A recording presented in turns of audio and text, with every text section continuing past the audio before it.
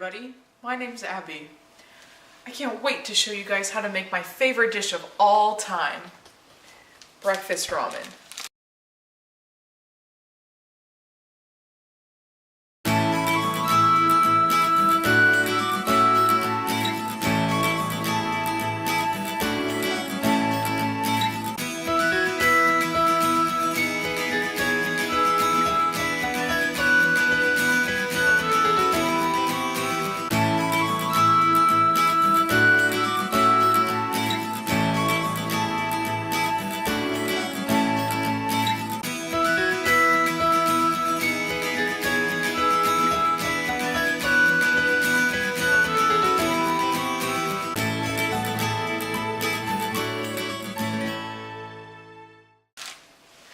With all my materials in place right here beside me, the first step is to light the stove.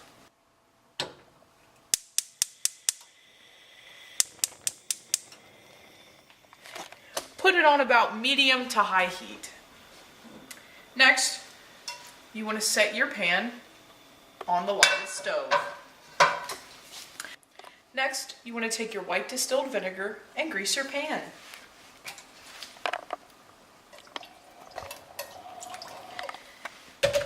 Now that it's greased, we can move on to the next step.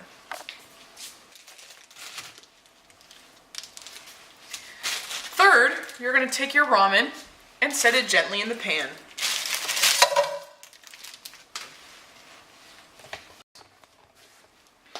Now, you want to saute your ramen until it's fully cooked. Now, once your ramen is good and sauteed, you need a proper food handling plate, which is my food handling is right here. Now, you want to carefully scoop out your ramen and set it on the plate. Now, you want to move your ramen over to your toppings table where you can begin preparing it. Take a butter knife and start whichever one of your toppings. I like to start with the mayonnaise first. Now, for this mayonnaise, you want to start with a nice, even coat. Because, as with preparing any food, a nice, even coat always gets the job done. Then you just want to spread it around. Now,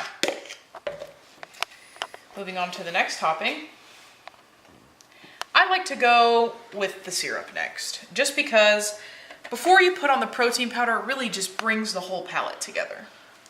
Now, for this one, you can set your knife aside because we're going to add a nice classic drizzle. This helps make the dish look very classy and well refined because nobody likes a disgusting plate of nothing, which is not what we're going for here. So, remove the top.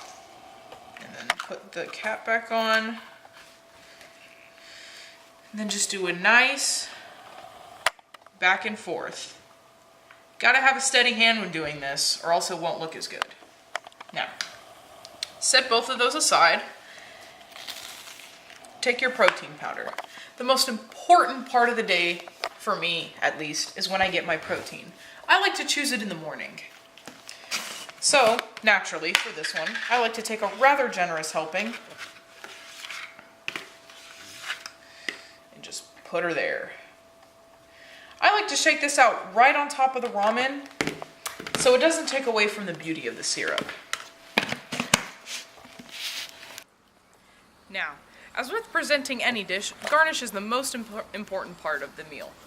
Now, I like to get my garnish straight from the source, right from Mother Nature. Just reach down, really get the finest blade of grass. Or a few. You can take a few. I like to have extras in case I accidentally drop some.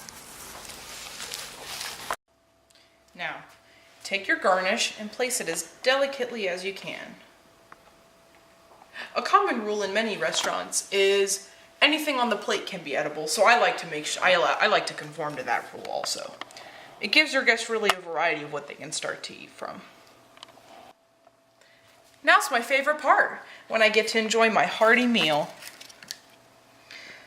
I still like to place a little bit of the garnish on top. It just adds for extra flavor. Really brings the full palate together. Mmm. So good. Well, remember, this is Cooking with Abby. Make sure to tune in next time.